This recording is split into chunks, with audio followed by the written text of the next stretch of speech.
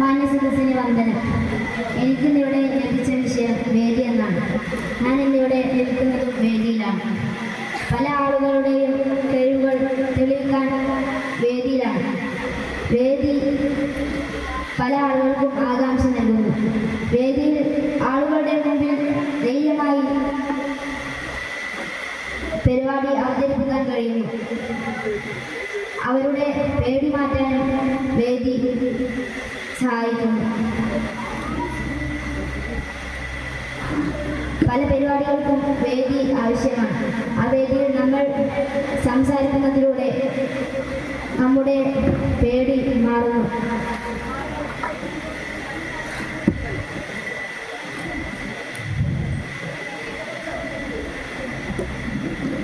വേദി നമുക്ക് പ്രസംഗിക്കാനുള്ള അഥവാ പാട്ട് പാടാനുള്ള ഊർജ്ജം നൽകുന്നു.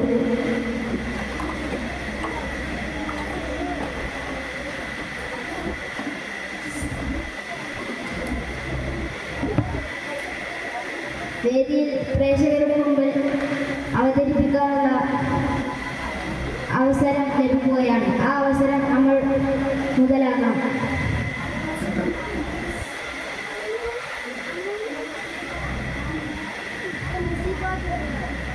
ഇവിടെ ഇന്ന് ഞാൻ ഈ വേദിയിൽ നിൽക്കുന്നത് എൻ്റെ പരിപാടി അവതരിപ്പിക്കാനാണ്. അതിലൂടെ എനിക്ക് പല ഉപകാരങ്ങളും ഉണ്ടാകുന്നു എന്ന് പറഞ്ഞുകൊണ്ട് ഞാൻ നിർത്തുന്നു. നമസ്കാരം.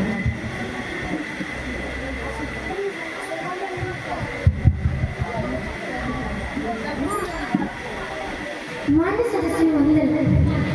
എനിക്കിന്നിവിടെ ഏൽപ്പിക്കപ്പെട്ട വിഷയം മിഠായി എന്നാണ്. എൻ്റെ മനസ്സിലേക്ക് പെട്ടെന്ന് വരുന്നതാണ് നമ്മൾ ചെറിയ കുട്ടിയാക്കുന്ന സമയത്ത് നമ്മൾ അധികം ആസ്വദിച്ച് കഴിക്കാൻ പറ്റുന്നതാണ് മിഠായി. മിഠായി നമുക്ക് എത്ര വേണമെങ്കിലും തിന്നാം. പക്ഷേ അതിനൊരു ലിമിറ്റ് ഉണ്ട്. അതിനപ്പുറം തിന്നാൽ നമ്മുടെ പല്ലിന് പലതും ലഭിക്കുന്നതാണ്, പലതും പല അസുഖങ്ങൾ വരുന്നതാണ്. മിഠായി പലതരങ്ങളുമുണ്ട്. അത് കോലുമുട്ടായി ആകട്ടെ, കട്ട്ലറാകട്ടെ, അങ്ങനെ പലതും.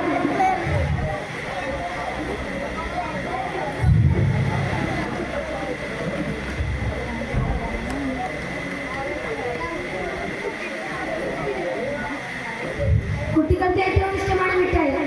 അത് വലിയവർ വരെ തിന്നുന്നുണ്ട്. ഓരോ മിഠായിക്കും അതിനനുസരിച്ചായി വിലയുണ്ട്. അപ്പോൾ മിഠായി കഴിക്കുമ്പോൾ നമ്മൾ വളരെയധികം സൂക്ഷിക്കേണ്ടതാണ്.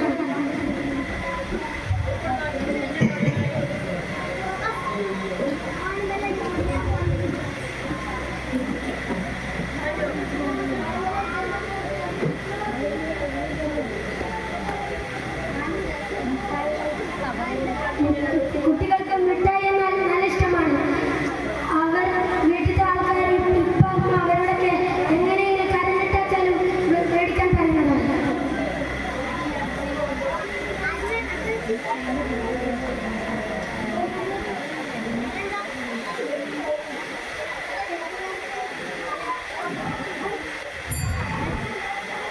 പറഞ്ഞുകൊണ്ട് ഞാൻ നിർത്തുന്നു.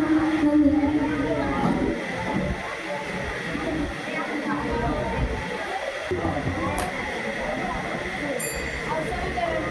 മാന്യസദസ്സിന് വന്ദനം. കൂട്ടുകാരെ, നമ്മൾ എല്ലാ ദിവസവും വൈകുന്നേരം കളിക്കാറില്ലേ? ആ കളിക്കുമ്പോൾ എന്ത് രസമാണല്ലേ? ആ കളിക്കുമ്പോൾ നമ്മൾ എപ്പോഴും നമ്മുടെ കൂട്ടുകാരും എല്ലാവരും ഉണ്ട്. ആ കൂട്ടുകാരെയൊക്കെ നമ്മൾ ഫ്രണ്ട്സാക്കി ഏതൊക്കെ പന്തുകളിയും എല്ലാതും കളിക്കാറില്ലേ? ആ കളിക്കുമ്പോഴൊക്കെ നിങ്ങൾക്ക് തോന്നില്ലേ നല്ല രസമാണിതെന്ന്? ഈ പന്തുകളി നിങ്ങൾ കളിച്ചിട്ടുണ്ടോ? പന്തുകളിയിൽ പന്തും കളിക്കാൻ കാലുകൊണ്ടാണ് പന്തുകളി കളിക്കാറുള്ളത്. പന്ത് കളിക്കുമ്പോൾ നമ്മളെല്ലാവരും ഓടിയിട്ട് വേണം കളിക്കാൻ. അല്ലാതെ നടന്ന് കളിച്ചാൽ നമ്മൾ ചിലപ്പോൾ തോൽക്കാൻ ചാൻസ് ഉണ്ട്. നമ്മൾ തോക്കും. അപ്പോഴാണ് നമ്മുടെ കൂട്ടുകാരൻ വന്ന് പറയുക, എടാ വേഗം ഒന്ന് വണ്ടി പോകും, അല്ലെങ്കിൽ നമുക്ക്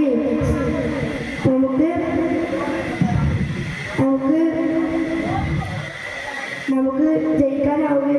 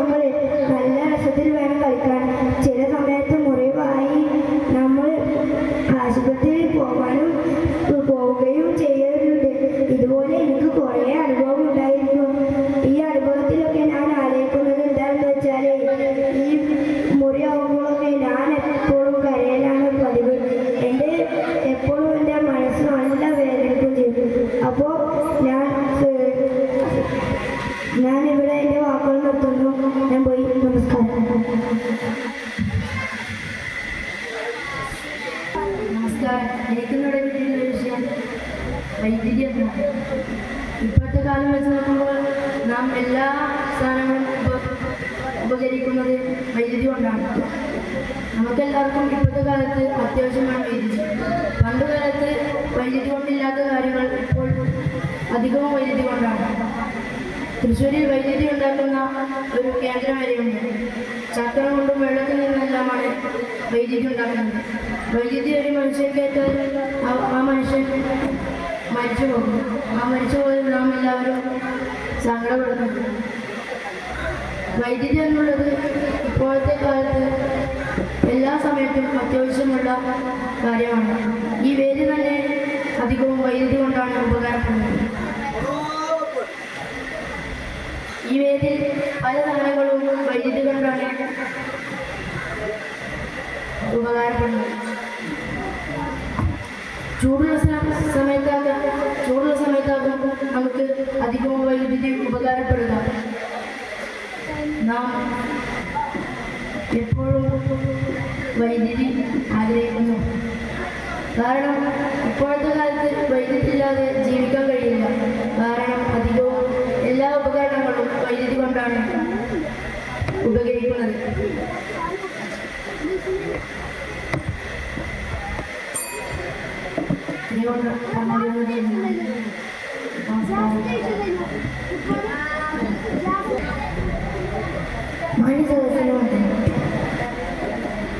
എനിക്ക് പരിപാടിയിൽ കിട്ടിയിരിക്കുന്ന വിഷയം രാഷ്ട്രീയമാണ്. നമ്മളെല്ലാവരും ഇന്ന് പ്രഭാത ഭക്ഷണം കഴിച്ചിട്ടായിരിക്കും വന്നിട്ടുണ്ടാവും. അതുകൊണ്ട് നമുക്ക് ഊർജവും ആരോഗ്യവും ലഭിക്കുന്നു. ഞാൻ എൻ്റെ ഒരു അനുഭവം പറയാം. ഒരു ദിവസം നാസ്തയിൽ പോകാനുള്ള സമയമായപ്പോൾ എല്ലാവരും ഓടി കണിപ്പുരയിലേക്ക് പോയി. അപ്പോൾ ഞാൻ മാത്രം നടന്ന് കണിപ്പുരയിലേക്ക് പോയി. കാരണം എൻ്റെ കാലിൽ ഒരു മുറിവുണ്ടായിരുന്നു. അത് കാരണം ഞാൻ വളരെയധികം സങ്കടം അനുഭവിച്ചിട്ടുണ്ട്. കണിപ്പുരയിൽ നാസ്തയുടെ സമയമാകുമ്പോൾ പലതരം വ്യത്യസ്ത ഭക്ഷണങ്ങൾ ഉണ്ടാകാറുണ്ട്. എനിക്ക് ഏറ്റവും ഇഷ്ടപ്പെട്ട ഭക്ഷണം പൊറാട്ടയാണ്. പിന്നെ കടലക്കറിയും ദോശയും ഇങ്ങനെ പലതരം ഭക്ഷണങ്ങളും ഉണ്ടാകാറുണ്ട്. നിങ്ങൾക്ക് ഏത് ഭക്ഷണമാണ് ഇഷ്ടമെന്ന് പറയാം.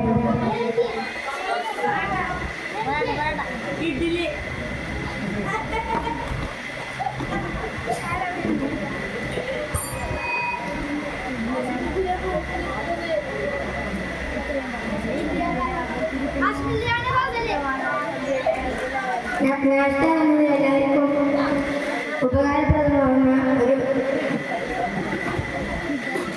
ഭക്ഷണമാണ്. കാരണം അതിരാവിലെ ആയതുകൊണ്ട് നമുക്ക് വൈകുന്നേരം വരെയുള്ള എല്ലാ ആരോഗ്യവും നൽകുന്ന അതാണ്. ഇത്രയും പറഞ്ഞുകൊണ്ട് ഞാൻ നിർത്തുന്നു. നമസ്കാരം.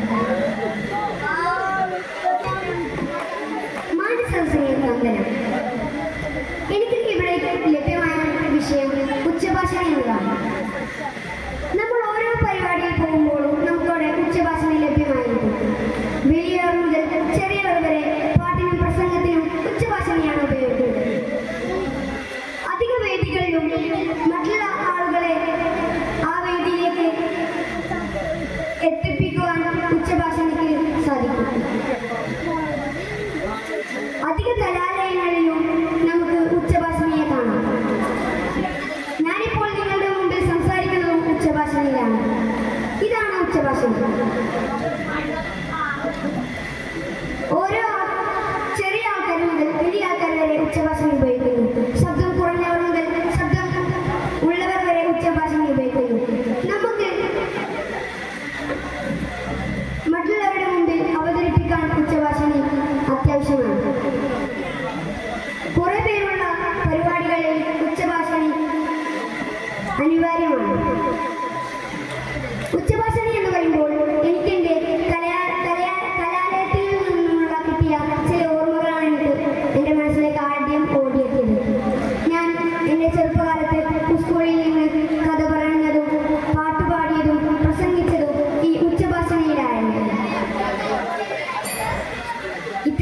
പറഞ്ഞുകൊണ്ട് ഞാൻ എൻ്റെ കൊച്ചു കഥ ഇവിടെ അവസാനിപ്പിക്കുകയാണ്. നന്ദി. നമസ്കാരം. എനിക്ക് കിട്ടിയ വിഷയത്തിൻ്റെ പേര് പഠനമുറി. ഞാൻ കളിക്കുന്നതും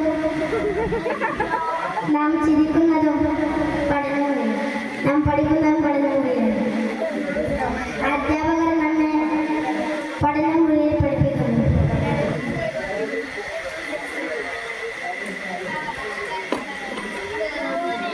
ചിലപ്പോൾ നാം കടന്നേക്കാം, ചിലപ്പോൾ നാം തല്ലിയേക്കാം.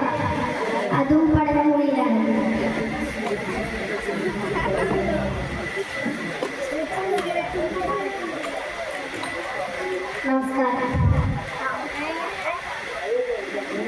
നമസ്കാരം. എനിക്ക് ഈ വേദിയിൽ കിട്ടിയിരിക്കുന്നത് ലഭിച്ചിട്ടുള്ള ഫലം എന്നതിനെ കുറിച്ചാണ്. ഫലം എന്നുള്ളത് എല്ലാവർക്കും സുപരിചിതമാകാം. ഒരു ഫലം എന്നത് ഒരു വിദ്യാർത്ഥിക്ക് അനുകൂലമായ ഒരു കാര്യമാണ്. ഓരോ കലാമാമത്തിനും ഫലം ഉണ്ടായിരുന്നു. ചിലപ്പോൾ ആ ഒരു സംഘം ലാസ്റ്റായിരിക്കാം, അവസാനമായിരിക്കാം, പിന്നെ അയാൾ മുന്നിലെത്തും. കലാമാമാങ്കം നമുക്ക് എല്ലാവർക്കും അറിയുന്നതാണ്. അതിൽപ്പെട്ടാണ് ഫലം. ഓരോ വിദ്യാർത്ഥികൾക്കും അനുകൂലമായിരിക്കാം ഫലം എന്നുള്ളത്. ഓരോ വിദ്യാർത്ഥികളും കാത്തിരിക്കുന്നതാണ് ഫലം എന്നുള്ളത്. ഒരു വിദ്യാർത്ഥി ഒരു പരിപാടിക്ക് കൂടിയാൽ അത് അറിയില്ല, അത് അവസാനമായി അറിയുന്നതാണ് ഫലം എന്ന് പറയുന്നത്.